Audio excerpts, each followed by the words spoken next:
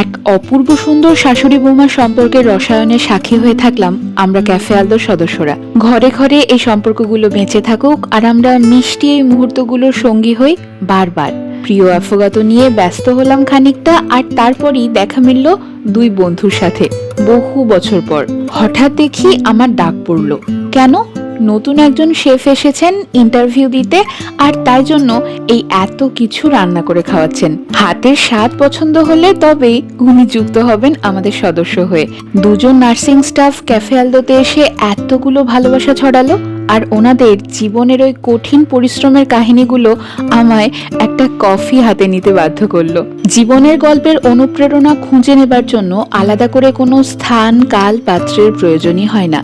প্রতিটা মুহূর্তই এক একটা অনুপ্রেরণা। তুলনা করলাম এই মা ছেলের মুখের হাসি এই সিজলিং ব্রাউনি উইথ আইসক্রিমের সমান মিষ্টি।